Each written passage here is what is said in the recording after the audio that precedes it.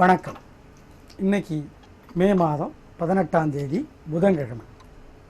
புதன்கிழமைங்கிறதுனால ஆயில்யம், கேட்டை, ரேவதி நட்சத்திரத்தில் பிறந்தவங்க, புதன்கிழமை பிறந்தவங்க, 5, 14, 23 தேதிகளில் பிறந்தவங்க, மிதுனம் கன்னிராசிக்கார நேயர்கள், படிப்பு சிறக்க வேண்டும் என்று விரும்புகிறவர்கள், இவங்க எல்லாருமே பிடிச்ச சாமிக்கு பிடிச்ச கோயிலில் பசு நெய்யினால் தீபம் போட்டு பாருங்கள். நல்ல மாற்றம் இருக்கும். அனுபவத்தில் பலனை பார்ப்பீங்க. இன்றைக்கி நல்ல நேரம் உண்டா? உண்டு. காலை 9லிருந்து 10:30. இன்றைக்கி என்ன விசேஷம்? இன்றைக்கி பரசுராமர் அவதரித்த தினம். அதனால் ஏதாவது ஒரு பெருமாள் கோயிலில் பசு நெய்யினால் தீபம் போடுங்க.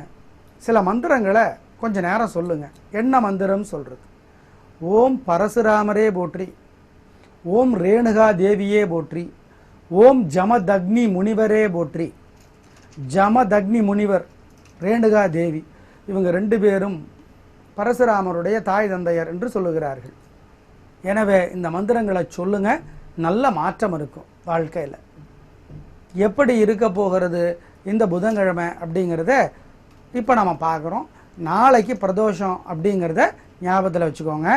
வெள்ளிக்கிழமை வைகாசி விசாகம் பௌர்ணமி அப்படிங்கிறதையும் ஞாபகத்தில் வச்சுக்கோங்க.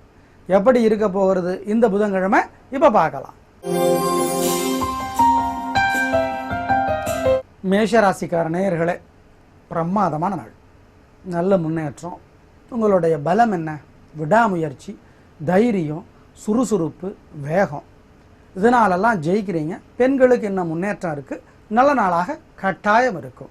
அனுகூலமான எண் 4, 6. அனுகூலமான திசை தெற்கு கிழக்கு. அனுகூலமான நிறம் வெள்ளை சிவப்பு.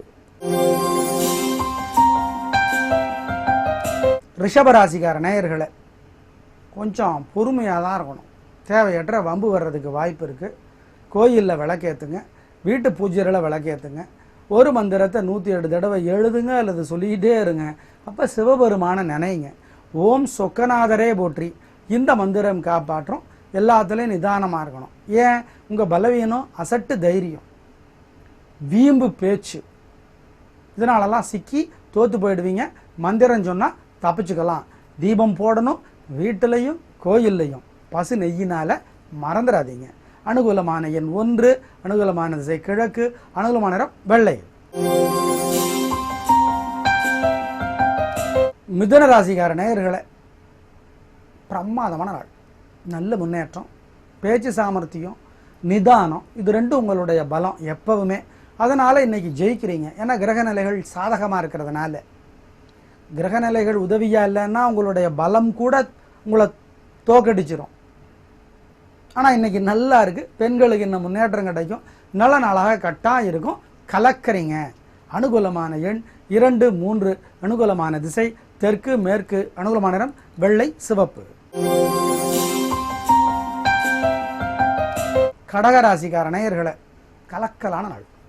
பேச்சு சாமர்த்தியம், பொறுமை, ஞாபக சக்தி, இந்த 3 உங்களுடைய பலம், மிகப்பெரிய பலம். அதனால் வாழ்க்கையில் இன்றைக்கி பிரமாதமான முன்னேற்றம் கிடைக்கும். நல்ல நாளாக இருக்கும். பெண்களுக்கு இன்னும் சந்தோஷம். அனுகூலமான எண் 7, 9. அனுகூலமான திசை தெற்கு மேற்கு. அனுகூலமான நிறம் வெள்ளை சிவப்பு.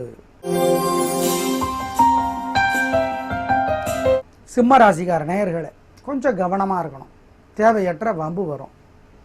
கோயில்லையும் வீட்டு பூஜை ரூம்லையும் பசு நெய்யினால் விளக்கேற்றணும், பிரார்த்தனை பண்ணிக்கணும்.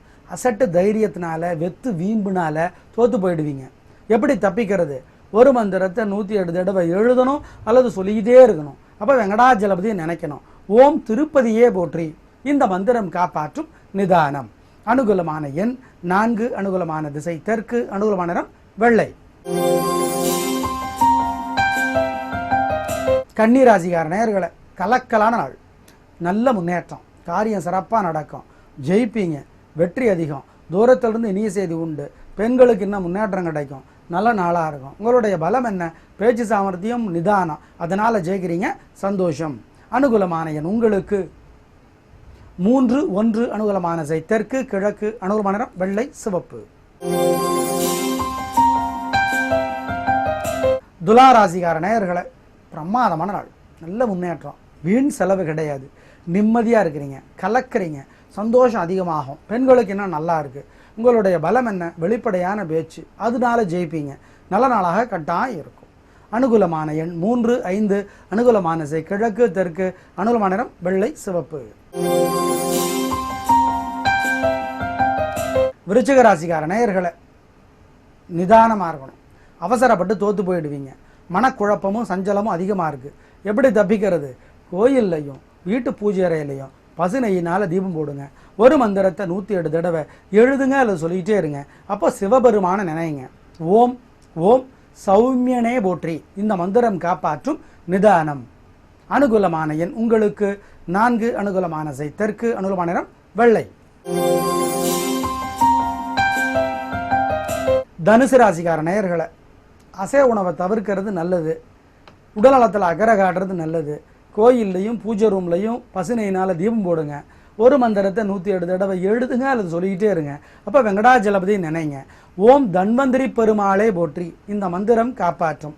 வண்டி ஓட்டுறது கவனமாக ஓட்டுங்க. உடல் நலத்தில் அக்கறை காட்டுங்க. நிதானமாக இருக்க வேண்டிய நாள் இந்த நாள். அனுகூலமான எண் 2. அனுகூலமான திசை கிழக்கு. அனுகூலமான நிறம் வெள்ளை.